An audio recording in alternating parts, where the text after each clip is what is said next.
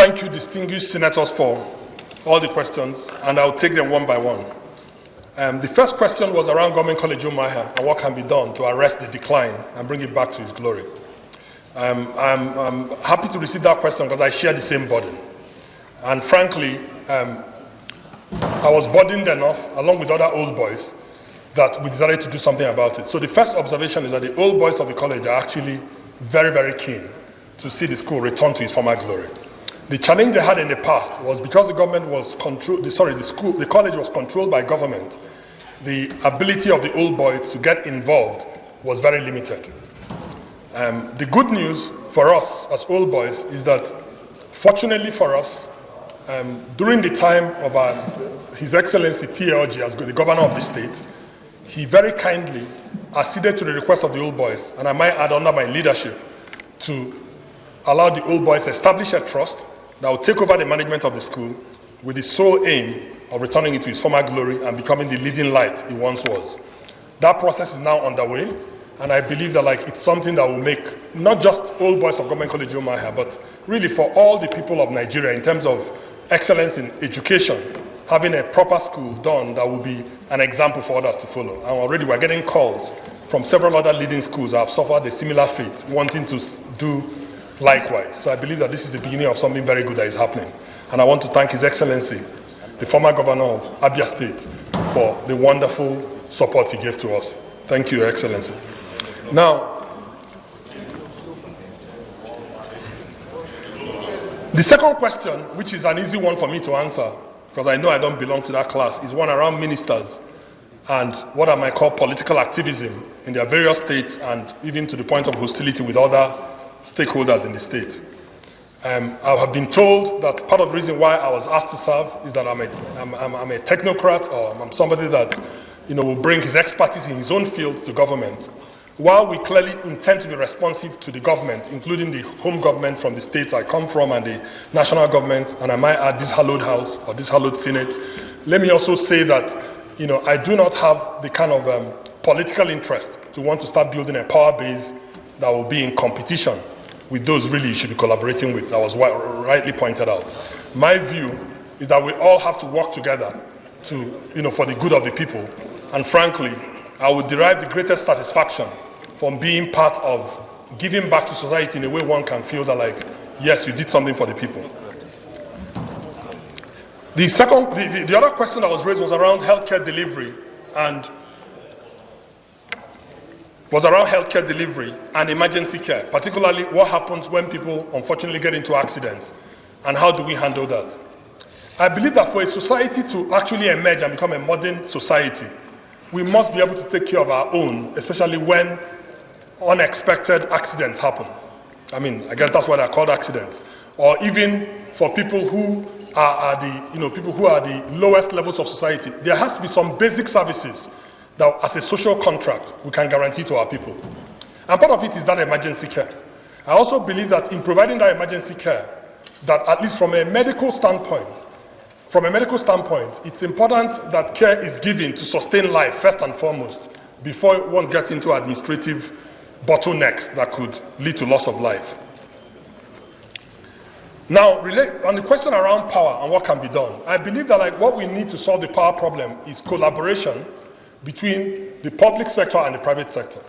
The problem is a big one, and the investments that are required are enormous. And I believe we need investment from international sources and from local sources. And the role of government really is to provide an enabling environment. And I believe government is already on that path. A lot of power has been privatized. The challenge is creating an enabling environment to attract capital into the sector. And I hope that as part of the economic policy of this government, we'll create such an environment, because power is something that clearly, when invested in, can yield the return over the long term. It's a long-term investment, and we are committed to doing that. On Union Bank, my company, or the firm that I'm part of, African Capital Alliance, was one of the investors when Union Bank attracted a co-investor, I guess about 4 or 5 years ago, or maybe 3 or 4 years ago. Let me say that our process was a completely transparent process that was run by the board of the bank and the central bank at the time, and investors were invited from both internationally and locally, and we put in a bid and we won. And that process of sort of trying to restructure the bank and bring it back to its former glory has started, and I'm sure that's in the public domain. In fact, only yesterday I saw a rebranding thing in the newspapers, or maybe even the papers today. So my sense is that that process is underway, and that the commitment that the investor group made is being honored. I might also add that all the staff were well treated. I know that there was a concern around unions and what might happen, but one of my greatest, the things that give me a lot of pleasure is that like Union Bank dealt with that issue in a very humane way and a very responsible way. And everybody seems to be happy with the way things are going. On the issue of foreign auditors and local auditors, my first reaction to that is that to have an abundance mentality. There's a part of me that wants Nigeria to be part of the global economy. Therefore, I don't want us to work in isolation from other parts of the world. But I believe that professionals from Nigeria are world class. And I believe that accountants, chartered accountants here, that the training is first class. Therefore, I can't conceive of a situation where they will not be considered qualified to do audits in Nigeria. But also, in the same vein, I believe that like there are some assignments where you might need to bring in some international expertise or even work with your colleagues abroad. As far as I'm aware, most of the accounting firms in any event are affiliated to other international firms.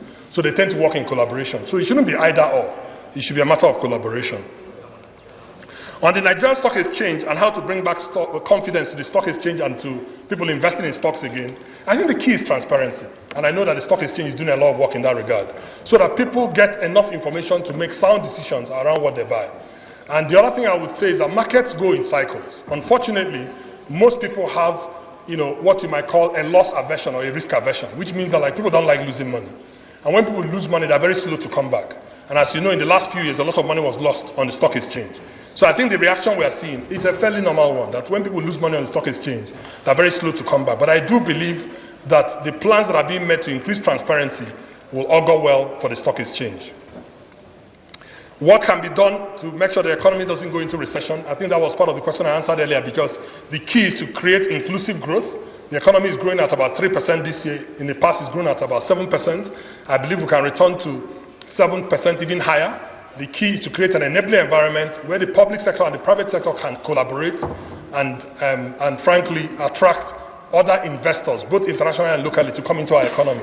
Because there are lots of services that are needed, and there are investors looking for opportunities to invest. We just have to create the enabling environment as government, and they will come and invest.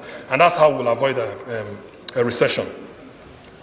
On the issue of rebasing of the economy, what are the pros and cons? Well, I think it's confirmed what we already knew, that Nigeria is a very large economy, and indeed the largest in Africa. But like they say, to whom much is given, much is expected. When we do our metrics, when we do our numbers now, it shows that like we're not doing as well as we can do in terms of our potential. So if you look at the revenues of government, for instance, suddenly it looks very small, because with the rebased economy, which is much larger, we realize that government revenues as a percentage of the GDP is actually quite small. And it points out to us that like as a government, we need to create more avenues, to create more revenues, to build the infrastructure and social services we need for our people. So I think it's just brought Nigeria into the spotlight. And the key is to use that, to gain positive ground in terms of moving forward rather than being defensive and blaming other people.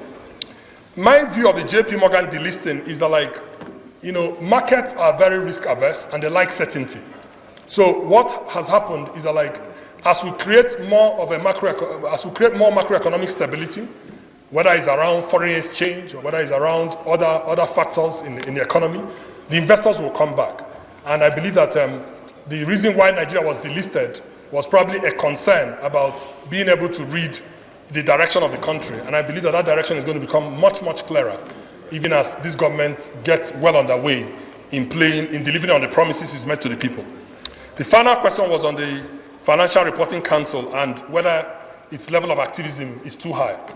Well, what I would say on that is that like the objectives for which it was set up will have to be, I will encourage FRC and all the stakeholders to stick to the objectives for which they were set up. Because this has to do with creating an enabling environment, regulatory standards and so on. And I believe that it is possible to have a non-adversarial relationship between those that are regulated and the regulators. I think what comes through for me, having not studied the issue at all, is that situation has become adversarial and therefore not healthy. And it would be nice to find a way to create the right atmosphere for regulators to do their work and for the players to also conduct their business. Before you take more questions, I'm just going to do